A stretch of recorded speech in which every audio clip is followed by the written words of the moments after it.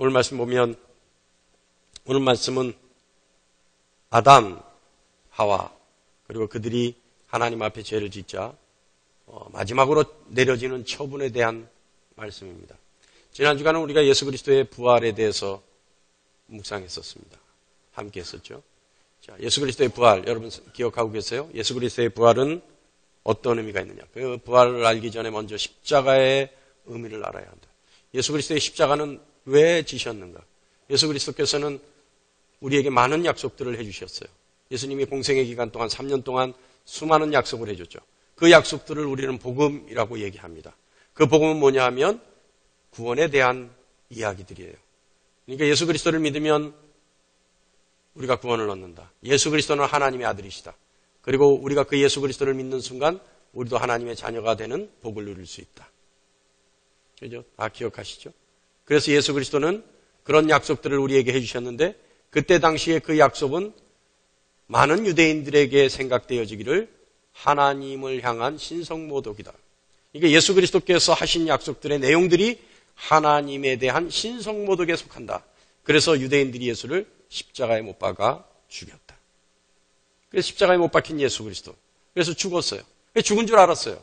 왜냐하면 신성모독을 저질렀기에 하나님의 진노에 의해서 그는 저주를 받아 나무에 매달려 죽었다. 죽었어요. 그걸로 끝인 줄 알았어요. 그런데 어떻게 됐어요? 예수 그리스도께서 3일 만에 부활하신 겁니다. 그래서 사람들이 놀랬죠. 왜 놀랬어요? 그 부활의 의미가 있기 때문에 놀래요. 부활의 의미는 뭐예요? 예수 그리스도께서 십자가에 달려 죽으셨고 그리고 부활하셨는데 그 부활의 의미는 유대인들이 신성모독이라고 여겨졌던 그 모든 약속들, 그 약속들은 하나님이 예수 그리스도를 죽은 자 가운데서 부활시킴으로 그 약속들은 유효한 약속이라고 인정해 주셨다는 거예요. 진노를 일으켜서 영원히 죽여야 될 하나님의 그 형벌을 받아야 된 예수가 오히려 죽은 자 가운데서 다시 살릴 수 있는 능력이 하나님밖에 없는데 그 하나님이 다시 살려주심으로 예수 그리스도의 모든 행위는 신성모독이 아니라 하나님의 뜻이다. 하나님의 승인에 의해서 이루어진 이야기다. 이걸 하나님이 인정하셨다는 거예요. 그걸 하나님이 선포하시는 행위가 뭐예요? 부활이에요. 그러니까 예수 그리스도의 모든 말씀이 하나님의 뜻이다. 하나님의 말씀이다. 그리고 죽은 자 가운데서 다시 살릴 능력은 하나님밖에 없는데 예수님이 살아계실 때 그 말씀들을 믿는 모든 자는 그 하나님을 믿는 자가 되고 그 하나님을 믿는 자는 하나님의 자녀 되는 권세를 주셨기에 우리 같은 이방인들도 하나님을 믿음으로 하나님은 우리의 하나님이 되실 수 있는 사실을 증명해 주신 것이 부활이다. 기억나십니까? 할렐루야. 자, 그게 예수님의 부활이에요. 그렇다면 거기까지는 예수님의 부활인데 그렇다면 우리의 부활은 뭐냐? 우리의 부활은 어떤 의미냐? 우리의 부활은 어떤 의미일까요? 우리의 부활. 오늘은 우리의 부활에 대해서 저와 여러분이 함께 나눠보겠습니다. 이걸 잘 들으셔야 돼요. 그냥 우리는 부활한다. 그게 도대체 어떤 의미인지 아셔야 돼요. 초대교회 교부들에 의하면 우리에게 전승된 신앙 고백이 있습니다. 그 신앙 고백이 뭐죠? 초대교회 교부들에 의해 만들어져서 우리에게 전승되고 있는 신앙 고백. 누가 지었는지는 몰라요. 그러나 그 안에는 많은 신학적 의미를 가지고 있는 신앙 고백이 있어요. 그게 뭐냐 하면 사도신경이죠. 사도신경.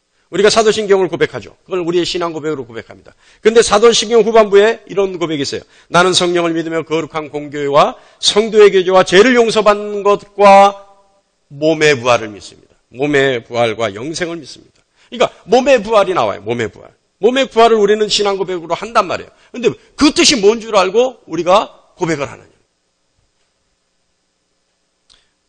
몸의 부활. 다시 말하면 예수 그리스도께서 3일 만에 부활하신 그 모양 그대로 우리도 부활한다는 거예요. 몸으로 부활한다는 거예요. 자, 먼저 부활의 의미에 대해서 부활이 우리에게 주는 소망에 대해서 소망의 유익에 대해서 잠깐 나눠보겠습니다. 이것은 성 어거스틴이 정리한 내용입니다. 부활의 소망이 우리에게 주는 유익한 점은 뭔가? 유익한 점. 자, 첫 번째는요. 부활의 소망은요. 우리 주변에 사랑하는 자들과 죽음으로 헤어질 때 슬픔을 딛고 일어나게 하고 죽음 후에 소망을 갖게 하는 것이 부활이 우리에게 주는 유익입니다. 부활의 소망이 우리에게 주는 유익. 여러분, 사랑하는 자, 소중한 자, 죽음으로 헤어지는 것 경험하셨죠? 저도 경험했어요. 저 인생에 많은 죽음에 대한 죽음으로써 헤어지는 것 많은 경험은 없습니다만은 저에게 기억나는 그리고 많이 슬펐던 이별이 있었어요. 저는 외할머니, 친할머니 손에서 컸어요. 아주 어린 시절 그렇게 자랐어요. 근데 그분들의 사랑이요. 저는 이때까지 저도 꽤 살았다면 사는 세월인데 우리 어르신 장로님들과 권사님 앞에서는 죄송한 말씀이지만 저도 살았다면 살은 세월인데 우리 할머니들, 외할머니, 친할머니 두 분한테서 받은 사랑만큼 사랑을 받아본 적이 없어요. 아직도 제 아내에게도 그런 사랑 못 받아봤어요. 우리 할머니가 제가 누우면은요, 우리 할머니는 천장에 등이 매달려 있잖아요. 그러면 제 이불은 항상 제 요는 구석에 옆으로 돼 있어요. 그 할머니 왜 나는 구석에서 자야 돼요? 등 떨어져서 너 다치면 안 되니까 옆으로 가 있어요. 그러니까 등 밑에서 자면 안 돼. 또 우리 외할머니 집에 제가 있다가 일주일에 한 번씩 친할머니 집에 가는데요. 토요일 일요일 가는데 그러면 일주일 내내 제가 먹을 거를 장만해놔요. 일주일 내내. 그 보통 일이 아니에요. 아무도 안 줘요. 아무도 안 줘요. 어떤 때는요. 너무 꽁꽁 숨겨놔서 나중에 곰팡이 쓰는 걸 꺼내놓을 때가 있어요. 예? 아무도. 일주일에 한 번씩 가면요. 지금도 그 병은 기억해요. 유리병인데 하얀 유리병인데 뚜껑이 달린 병이에요. 거기에 여러분 옛날에 5한짜리 동전이 있었어요. 하얀색. 큰 동전이 있어요. 그거를 가득 모아놓는 거예요. 엄청나게 큰 돈이에요. 저한테는. 초등학교 3, 4학년이 얼마나 큰 돈이에요. 하루에 5원짜리 하나면 되는데 그거를 가득 모아놔요. 제 기억에 한 3, 40개 돼요. 모으는 게 아니라 일부러 그걸 바꿔놓은 거예요. 제가 쓰기 편하게 하려고. 갈 때마다 그 병이 2개예요. 갈 때마다 채워서 하나를 주고 저는 빈 병을 갖다 드리고. 근데 그거 제가 다 못 썼어요. 항상 우리 막내 이모가 뺏어갔어요. 저하고 형제처럼 지내는 우리 막내 이모가 항상 뺏어갔어요. 지금 생각해보면 제가 강탈당했었어요. 그러니까 그런 사랑을 좀 받았어요. 그런 사랑을. 근데 그분들이 돌아가셨을 때 여러분 얼마나 슬픈지 몰랐어요. 전 세상이 꺼지는 줄 알았어요. 그 누구도 이제 내가 살아갈 의미를 못 느낄 정도로 슬펐어요. 사랑하는 자와 이별. 여러분 그런 슬픔이 있더라고요. 그런데 그때 제가 다시 우리는 만날 거야 라고 하는 소망이 있었다면 우리는 다시 부활해서 다시 주님 앞에서 우리는 영원한 삶을 살 수 있을 거야 라고 하는 소망이 있었다면 여러분 슬펐을까요? 우리는 소중한 것을 잃을 때 엄청나게 절망감에 빠집니다. 큰 절망감에 빠지죠. 지금도 여러분 어떤 장례식이었는데 저는 지금도 기억하는 장례식이 있어요. 일본에 제가 유학할 때인데 제가 다니던 한인교회 젊은 집사님이 돌아가셨어요. 그때 제 기억에 40대 후반이었어요. 집사님이 돌아가셨는데 그 부인 권사님이 제가 장례식을 가는데 너무나 의아할 정도로 권사님이 웃고 다녀요. 하하하하 웃고 다녀요. 그래서 저분이 너무 슬퍼서 실성을 했나 보다. 그렇게 생각했어요. 근데 아니에요. 입버릇처럼 아니에요. 우리 잠시 후에 만날 건데 뭐가 슬프냐는 거예요. 우리 잠시 후에 깨끗한 모양으로 영광의 모양으로 우리가 다시 만나서 영원히 볼 텐데 뭐가 슬프냐는 거예요. 처음에는 그게 의아했어요. 근데 나중에 신앙을 갖고 보니까 그분의 소망이 부활의 소망이었어요. 여러분 부활의 소망이 우리에게 주는 유익은 뭐냐? 사랑하는 자와 슬픔에 빠지는 죽음의 이별을 할 때도 내일에 대한 소망으로 견딜 수 있다는 거예요. 극복해낼 수 있다는 거예요. 그것이 부활의 소망이 우리에게 주는 유익한 점입니다. 데살로니가전서 4장 13절에 형제들아 자는 자들에 관하여는 너희가 알지 못함을 우리가 원하지 아니하노니 이는 소망 없는 다른 이와 같이 슬퍼하지 않게 하려 함이라. 뭐예요? 형제들아 자는 자들에 관하여 너희가 알지 못함을 우리가 원하지 않는다. 뭐예요? 죽은 자들에 대해서 앞으로 어떻게 될 것인지에 대한 진리를 너희가 알지 못하는 것을 내가 원하지 않는다. 알아야 된다 이거예요. 왜 알아야 되느냐? 그들은 부활해서 다시 우리와 만날 것이니까. 그래서 소망 없는 다른 이와 같이 세상 사람들과 같이 심판받아 죽을 수밖에 없는 이들과 같이 슬퍼하지 않게 하려고 너희가 죽은 자들에 대한 내일의 소망을 알기를 원한다. 이 말씀이에요. 이 말씀. 두 번째는요. 부활의 소망이 우리에게 주는 유익한 점. 두 번째는요. 부활에 대한 소망은 죽음에 대한 두려움을 없애줍니다. 여러분 죽음에 대한 두려움이 얼마나 강한 줄 아세요? 아무것도 모르는 애들도요. 너 그러면 죽어. 아빠 그러면 죽어. 이러면요. 애들이 하얘져. 여러분 죽음에 대한 두려움이 얼마나 무서우냐면요. 여러분, 우리가 그냥 스쳐 지나갔던 기사 중에 아담과 하와의 기사가 있어요. 자, 여러분, 아담과 하와는 죽음에 대해서 알았을까요? 몰랐을까요? 그들은 죽음에 대해서 몰랐어요. 왜냐하면 그들은 아담과 하와가 죄 짓기 전에는요, 영원히 사는 존재였어요. 그죠? 그러니까 죄를 짓고 나서 하나님이 오늘 기사처럼 하나님이 24절에 에덴 동산의 생명나무를 보호하시는 거예요. 왜냐하면 그 전에는 아담과 하와가 영원히 사는 존재였기 때문에 생명나무에 대해서는 관심이 없었어요. 아니, 영원히 사는데 생명나무가 왜 필요해요? 그런데 선악과를 먹고 죽음에 이르게 되자 생명나무에 관심을 갖기 시작한 거예요. 그러니까 아담과 하와는요, 죽음에 대해서 전혀 몰랐어요. 전혀 죽음에 대한 실체에 대한 어떠한 지식도 가지고 있지 않았어요. 그런데 아담과 하와가 하나님이 정령 죽으리라 하니까 공포에 떨어요. 그게 죽음의 두려움이에요. 엄청난 거죠. 알지 못해도 두려운 거예요. 죽음이라는 것. 그런데 이 죽음에 대한 두려움, 원인이 세 가지가 있습니다. 죽음에 대한 두려움, 원인 세 가지. 첫 번째는요, 죽음이라고 하는 것을 우리가 느꼈을 때 그것은 우리가 알지 못하는 세계라는 거예요. 죽음을 통해서 가는 세상은 다시 돌아올 수 없는 세상이라는 거예요. 죽음을 통해서 갔던 사람이 다시 돌아온 경험이 없기 때문에 우리의 미지의 세계예요. 미지의 세계, 우리가 무지함으로 갖는 막연한 두려움, 그것이 죽음이라는 거예요. 우리가 죽음에 대해서 안다면 죽음에 대한 내막을 알고 죽음에 대한 내력을 알고 죽음에 대한 정체를 안다면 우리는 두렵지 않아요. 그러나 죽음이라는 것에 대한 우리는 너무 무지하기 때문에 그것이 두려운 거죠. 여러분, 갑자기 정전됐을 때 사방이 깜깜한 거 여러분 느껴보셨어요? 내가 알고 있는 내 집임에도 불구하고 두려워요. 왜냐하면 앞을 못 보니까. 그리고 여기에 뭐가 있는지 전혀 알 수 없으니까 갑자기 두려워지는 거예요. 근데 여러분, 죽음 얼마나 두려워요. 무지에서 오는 두려움, 막연한 두려움. 두 번째는요, 죽음에 대한 두려움의 원인은 소망 없음에 대한 두려움이에요. 다시 말하면 죽은 후에 더 나은 삶이 기다리고 있다는 것을 알지 못하기 때문에 소망 없는 절망감의 두려움. 막막하죠. 막막한. 이 절망감은요, 우리가 죽고 난 뒤에, 우리가 살아있을 때 우리의 인생이 절망감에 빠질 때 있죠. 그때 여러분 얼마나 두렵습니까? 끝이다라고 생각되어질 때. 이것이 더 이상 내가 앞으로 나갈 수 있는 길이 없다. 나에게는 내 인생에 이것이 마지막이다라고 생각되어지는 그 절망감에서 오는 두려움. 내일에 대한 소망이 없기 때문에 오는 두려움. 여러분 느껴보셨어요? 여러분 평생에 못 느끼기를 간절히 축원합니다. 할렐루야. 느껴도 됩니까? 여러분의 인생에 앞으로의 인생에 절대 절망감을 느끼지 않는 인생이 되기를 축원합니다. 이게 두려워요.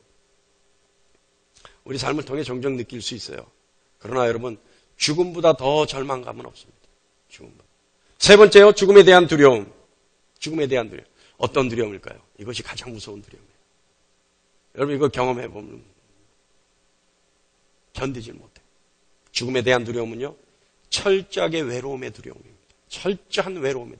죽음의 순간에는요, 그 누구도 함께 해주지 못해요. 그 누구의 위로도 필요 없어요. 오로지 혼자 겪어야 돼요. 오로지 혼자서 어떤 문을 통과해야 돼요. 누구도 감당해주지 못해요. 그래서 우리는 죽음의 순간에 그 두려움을 극복하기 위해서 예수여 내 영혼을 주님의 손에 맡깁니다라는 고백이 있어야 돼요. 주님 함께 해주지 않으면 그 죽음의 고난을, 죽음의 그 고통을, 주님의 그 고난의 문을 통과할 수가 없어요. 그 두려움이에요. 그 두려움. 철저하게 외로움의 두려움. 그래서 주님도요, 십자가에 달려 돌아가실 때 뭐라 그러셨어요? 엘리 엘리 라마 사박다니. 나의 아버지여 나의 아버지여 어찌 나를 버리셨나요? 예수님도요, 그 순간 철저하게 외로움을 느끼신 거예요. 철저하게 나 혼자구나. 내가 버림받았구나라고 하는 버림받음의 외로움의 느낌, 외로움의 감정을 가졌다니까요. 그것이 죽음에 대한 두려움들입니다. 히브리서 2장 14절로 15절에 자녀들은 혈과 육에 속하였음에 그도 또한 같은 모양으로 혈과 육으로 함께 지니심은 죽음을 통하여 죽음의 세력을 잡은 자 곧 마귀를 멸하시며 또 죽기를 무서워함으로 한평생 매여 종로로 타는 모든 자들을 놓아주려 하심이니. 예수 그리스도께서 몸과 피를 혈육을 입고 오신 그 의미는 무엇 때문에? 사망의 권세에 붙잡혀 죽음의 두려움에 빠져 사는 모든 자들에게 새로운 희망을 주려 오시기 위해서, 새로운 희망을 주시기 위해서 혈과 육으로 오셨다는 거예요. 할렐루야. 그 혈과 육으로 오셔서 어떻게 하셨어요? 십자가에 달려 돌아가시고 부활하신 거예요. 그래서 우리에게 부활의 소망을 주심으로 우리에게 죽음에 대한 두려움을 극복시키기 위해서 예수 그리스도께서는 그 방법을 택하셨다는 겁니다. 할렐루야. 세 번째는요, 부활의 소망이 우리에게 주는 유익. 세 번째입니다. 이거는요, 모든 일에 우리는 정성을 다하고 정성을 다해 기울이고 열심으로 하도록 만들어줍니다. 이 부활에 대한 소망이 그래요. 소기의 목적을 달성하기 위해 최선의 목적을 기울이고 누가 있으나 없으나 자신에게 부끄럽지 않은 열심을 갖게 합니다. 노력을 갖게 합니다. 이것이 부활의 소망이에요. 부활의 소망이 없다면요, 부활의 소망이 없다면 어떻게 될까요? 이 현세가 마지막이라면, 이 현세 우리가 이것으로 끝이라면 어떻게 할까요? 악의 다툼이 되겠죠. 잘 먹고 잘 살려고 이것으로 족하다가 되겠죠. 그러니까 어떻게 해요? 지금 이 세상에서 잘 살면 그걸로. 여러분, 요즘은 그 노래 잘 못 들어봤습니다만은 제가 어렸을 때만 해도 그런 노래 많이 들어봤어요. 이 세상이 끝이다라고 하는 어른들이 부르는 노래 여러분 아세요? 이 세상 끝이니까 여기서 잘 먹고 잘 살면 돼 하는 우리 민족 어른들이 가지고 있었던 노래 있어요. 뭔지 아세요? 노세 젊어서 정세 늙어지면 못 노나니. 안 그래요 여러분? 늙으면 놀 힘도 없다는 거예요. 그러니까 젊었을 때 시컷 놀아보자는 거예요. 그잖아요. 이 세상이 마지막에 이 세상으로 끝이라는 거예요. 그 노래 내용이 내일이 없다는 얘기잖아요. 그러잖아요. 또 외국 노래 중에 또 있습니다. 가사가 있어요. 뭐예요? 케세라세라. 뭐예요? 될 대로 되라는 거예요. 될 대로 되라. 내일이 없다는 거예요. 오늘 될 대로 되면 되는 거예요. 오늘 잘 되면 되는 거예요. 그러니까 여러분 어때요? 이 생으로 마지막이라면 우리 인생은요 악이 다툼. 그저 잘 먹고 잘 살려고, 그저 지금으로 끝내려고, 지금 즐기는 걸로 만족하려고, 이 만족으로 이 쾌감으로 최고를 누리려고 얼마나 무서운 악의 동안으로 들어갈까요? 그러나 질서가 잡히고 영적 질서가 잡히고 영적 권위가 세워지고 또한 하나님을 우러러보고 찬양하고 하나님의 영광을 바라보는 것, 이것은 부활의 소망이 있기 때문에 그런 거예요. 이 세상으로 끝이 아니라는 거예요. 우리는 죽은 후에 내일이 또 있다는 거예요. 그렇기 때문에 우리에게 이 생에서 주어진, 이 현세에서 주어진 모든 일에 절대적으로 열심히 하고 최선을 다하려고 하는 그것이 되는 거죠. 고린도전서 15장 19절에 만일 그리스도 안에서 우리가 바라는 것이 다만 이 세상의 삶뿐이면 모든 사랑 가운데 우리가 더욱 불쌍한 자이리라. 우리는 내일을 믿고 살아가는데 실제로 이것이 마지막이라면 우리 내일을 믿고 살아가는 우리는 얼마나 불쌍한 존재가 되겠느냐. 그러므로 내일은 반드시 있다는 거예요. 죽은 후에 내일은 반드시 우리에게 주어진다는 거예요. 그 사실을 믿고 오늘을 최선을 다하는 여러분 되시기를 축원합니다. 네 번째로는요, 부활에 대한 소망. 부활에 대한 소망이 우리에게 주는 유익점은요, 믿음과 소망으로 악으로부터 돌아서게 해요. 여러분, 우리가 명령하는 것을 가장 정확하게 복종시키려면 뭐가 필요한지 아세요?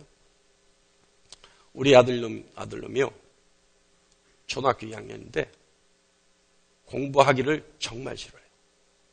책 읽으라 그러면 울어요. 수학 문제 풀으라 그러면 줄이를 틀어요. 한 문제 푸는데 5분에서 10분 걸려요. 문제 하나 풀으라 그러면 연필 깎기 시작해. 얼마나 시키기가 힘드냐. 그래서 아예 안 시켜요. 걔 공부시키다가는 내가 혈압이 올라. 그래서 아예 안 시켜. 그래서 오로지 검도만 시켜요. 축구 검도. 몸으로 움직이는 거예요. 그런데요, 공부하라 그러면 우는 우리 막내 아들놈도 뭘 하나 주면 공부해요. 뭔지 아세요? 책 한 권 읽으면 장난감 사줄게. 그럼 무슨 일이 있어도 읽어요. 예? 수학 문제 10문제 풀면 장난감 사줄게. 그러면은요, 기가 막히게 풀어요. 예? 그 뭐예요? 당근이에요. 명령을 잘 듣게 하려면 가장 좋은 방법이 당근을 주는 거예요. 또 다음 방법이 뭔지 아세요? 당근이 있으면 뭐가 있어요? 채찍이 있어요. 너 말 안 들으면 하나, 둘 이러면 벌써 얘기 들어요. 채찍이 전에 이미 알아요. 셋 다음에 뭐가 나오는 건지. 그렇잖아요. 그러니까 명령을 복종하게 하는 가장 좋은 방법, 당근과 채찍. 근데 당근은 선한 방법이죠. 듣게 하는 선한 방법이죠. 복종시킬 수 있는 선한 방법이죠. 그러나 채찍은 뭐예요? 악한 방법이에요. 악한 방법에 의해서 복종당하면 안 돼요. 내일에 대한 소망, 부활에 대한 소망은요, 하나님의 명령을 철저하게 복종시키는 데 가장 좋습니다. 그러니까 악으로부터 돌아오게 해요. 악으로부터 돌아서라. 악을 저지르지 마라. 왜냐하면 뭐가 있으니까? 심판이 있으니까. 내일에 대한 소망이 있으니까. 우리는 부활에 대한 소망이 있으니까 악으로부터 돌아서라. 이 부활에 대한 소망이 우리에게, 우리의 인생에 주는 유익한 점. 철저하게 악을 배척하고 악으로부터 돌아서게 합니다. 할렐루야! 그 사실을 아는데 미련하게 악을 저지르는 사람이 있을까요? 자, 여러분. 요한복음 5장 29절에 선한 일을 행하는 자는 생명의 부활로, 악한 일을 행하는 자는 심판의 부활로 나오리라. 자, 그런데요, 이 사도들의 가르침 중에 사도들은 뭘 얘기했냐면, 부활이 있는데 무슨 부활이 있어요? 우리에게 무슨 부활이에요? 몸의 부활을 해요. 몸의 부활. 이 몸의 부활이 어려운 거예요. 왜 몸의 부활이냐? 왜 몸의 부활을 하냐? 아니, 그냥 부활하면 됐지. 왜 굳이 우리는 몸의 부활이라고 하는 가르침을 받았고, 하나님은 몸의 부활을 선택하셨고, 우리는 몸의 부활로 영원히 살까요? 이거 모르는 분들 많아요. 크리스찬 중에. 몸의 부활 모르는 분들 많아요. 우리는 몸으로 부활합니다. 자, 여기서 퀴즈 하나 낼게요. 몸으로 부활하면 우리는 몇 살로 부활할까요? 할렐루야? 갑자기 심각해지지 말고. 아니, 이거는 퀴즈처럼 가볍게 푸세요나 성경적 근거는 있어요. 우리는 부활을 하면 몇 살로 하고 싶다. 여러분, 가장 여러분이 아름다웠다고 생각되는 때가 몇 살 때예요? 몇 살? 욕심내지 마세요. 검사님. 죽었을 때 모습? 그러면 앞으로 점점 가면 갈수록 부활하고 난 뒤에 양로당이게? 몇 살 때가 나는 가장 좋았다. 욕심내지 말라니까 끝까지 욕심을 내고 그러세요. 사실은요, 예수님이 부활하신 나이가 몇 살이에요? 33세예요. 그래서 32세에서 33세에 부활합니다. 그 나이의 모습으로 부활합니다. 성경의 말씀에요. 에베소서 4장 13절에 우리가 다 하나님의 아들을 믿는 것과 아는 일에 하나가 되어 온전한 사람을 이루어요. 어떤 온전한 사람이냐면 그리스도의 장성한 분량에 충만한 데까지 이르리니, 예수 그리스도께서 장성한 분량이 33세에 이루어졌어요. 그래서 그때까지 이르는 건데 온전한 사람을 이루는 것이 그때를 얘기해요. 이거 나중에 한번 설명을 할게요. 오늘은 이거 중요한 게 아니에요. 갑자기 막 눈이 초롱초롱해지시는데 32세에서 33세 정도 돼요.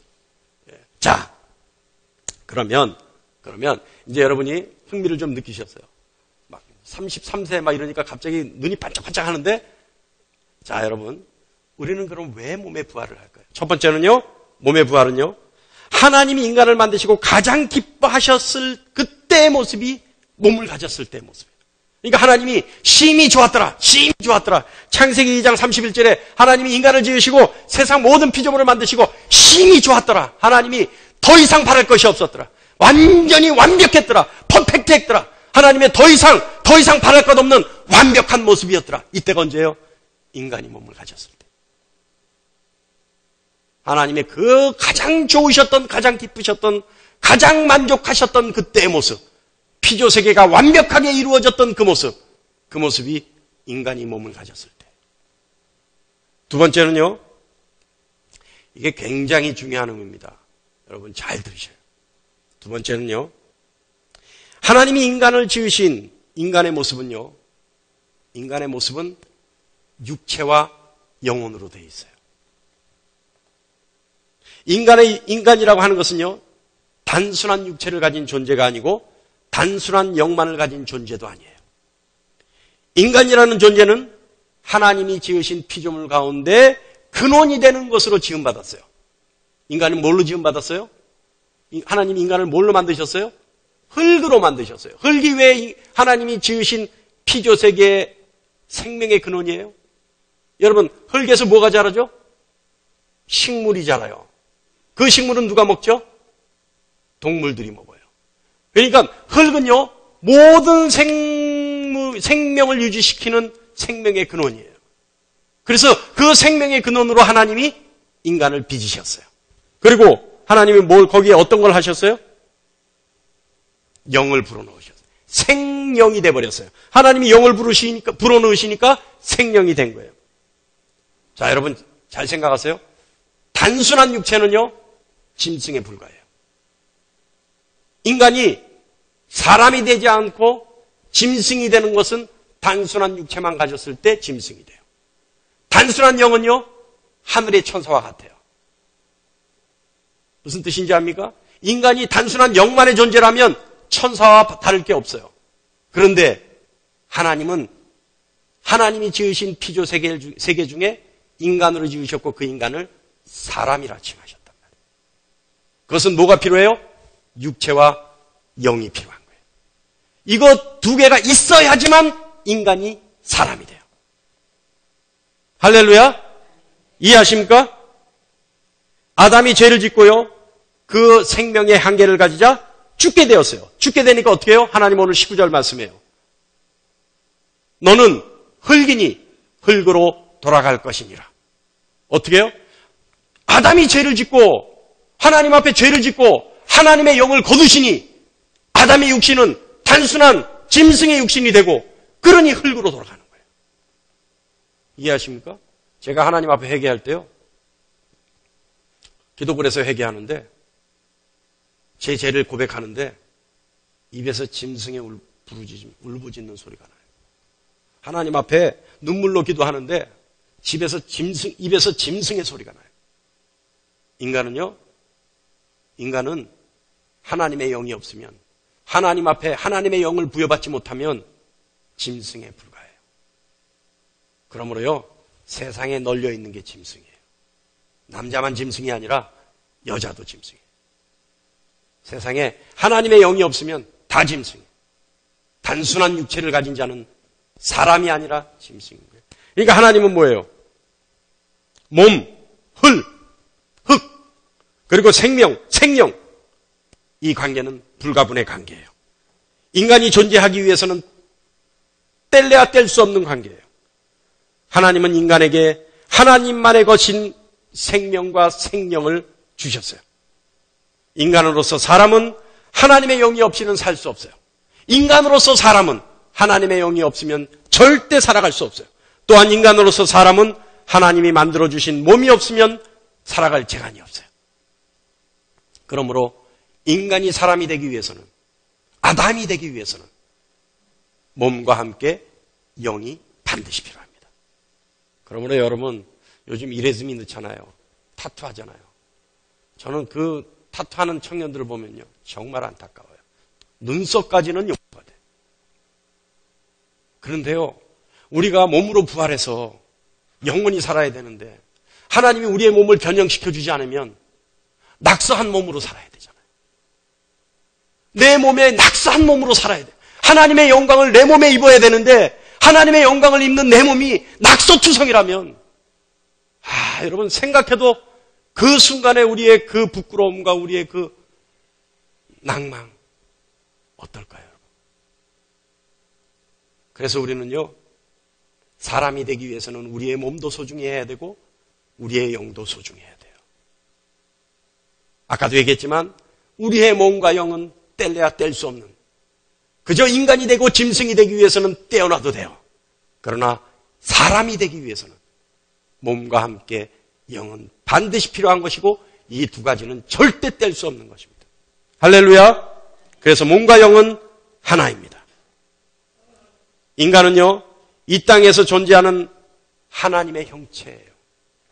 하나님의 피조세계에서 존재하는 유일한 하나님의 형체예요. 여러분 잘 좀 들어보세요. 이 말씀에 감동스럽지 않아요?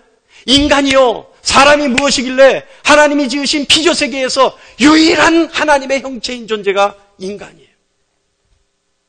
인간은요, 사람은요, 땅의 한 부분이에요. 그러므로 여러분 잘 생각하세요. 사람은요, 하나님의 세계와 피조의 세계에서 공통적인 것을 가지고 있는 유일한 존재고, 하나님의 세계와 피조 세계를 연결시키는 유일한 존재가 사람이에요.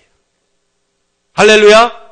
하나님의 것과 피조의 것을 공통적으로 가지고 있는 유일한 존재가 사람이에요. 그래서 피조 세계에서 유일하게 하나님을 예배할 수 있는 존재가 사람이에요. 할렐루야! 여러분, 사랑하는 여러분, 이것이 몸으로 부활해야 되는 이유입니다. 그래서 우리가 몸으로 부활하는 거예요. 그러니 우리는 그 몸이 얼마나 소중해요. 이런 의미에서 우리는 하나님의 걸작 중에 걸작이에요. 제가 보지는 못했지만요, 하나님이 그러실 일은 없지만 제가 하나님을 의인화시켜서 얘기한다면 하나님은 우리를 만드실 때 궁리하시고 고민하시고 그리고 계획하시고 만드실 때 땀을 뻘뻘 흘리면서 만들 정도로 완벽한 걸작이에요. 우리는 그런 존재예요. 하나님의 피조 세계와 하나님의 세계를 공유하는, 그래서 하나님의 창조를 완성시키는 존재, 그 존재가 사람이에요. 그 사실을 깨닫는 여러분 되시길 바랍니다. 저는요, 예배 중에 서로 보면서 인사 한번 합시다, 서로 보면서 따라합시다, 이거 정말 싫어하거든요. 정말 싫어해요. 여러분, 할렐루야, 아멘교회 여러분, 제가 그렇게 시키는 거 봤나요? 예배 시간 전에 아이고 반갑습니다, 아이고 잘 오셨습니다, 최선이에요. 이거 이상 저는 안 시켜요. 근데 오늘은 꼭 한번 하고 싶어요. 당신은 걸작 중에 걸작입니다. 당신은 하나님의 작품의 걸작 중에 걸작입니다. 특히 내 왼수가 옆에 앉아있다. 저녁마다 한 이불을 덮지만 왼수 같은 존재다. 이런 존재. 또는 웃으시는 분 있어요 지금. 또 나는 내 이웃이지만 정말 나는 이 왼수 같은 존재 정말 싫은데, 특히 그런 분들에게 더 크게 당신은 하나님의 작품 중에 걸작 중에 걸작이요. 시작! 우리 사모는 없어서 다행입니다. 다시 하고. 이거 이러지 말고, 여러분 정말요, 당신은 이것도 못 외워요? 이 정도는. 그냥, 그럼 더 그것도 힘들면 당신은 걸작 중에 걸작입니다. 시작! 사랑하는 성도 여러분, 여러분은 하나님의 걸작 중에 걸작입니다. 하나님의 걸작 중에 걸작인 여러분, 자부심을 가지세요. 당당함을 가지세요. 걸작 중에 걸작인 여러분, 우리는 피조 세계와 하나님의 세계를 공히 가지고 있고 그 세계를 연결시키는 사람들입니다. 사람들은 하나님이 땀 흘려 빚으신 육신을 가지고 있고 하나님의 생명의 영을 가지고 있어요. 그러므로 하나님 떠나서는 살 수 없죠. 하나님 떠나서는 짐승으로 전락해버리고 말아요. 그러나 우리가 하나님을 찬양하고 하나님을 예배하고 하나님의 음성을 들으며 하나님의 말씀을 복종할 수 있는 것은 하나님이 지으신 걸작 중에 걸작이기 때문에 그렇습니다. 그 사실을 깨닫고 이 예배당문을 나갈 때는 가슴을 활짝 펴고 세상에 당당하게, 그리고 앞으로 한 주간 동안, 다음 주 말씀을 먹을 그 한 주간 동안 하나님의 걸작 중에 걸작으로 살아가는 여러분 되시기를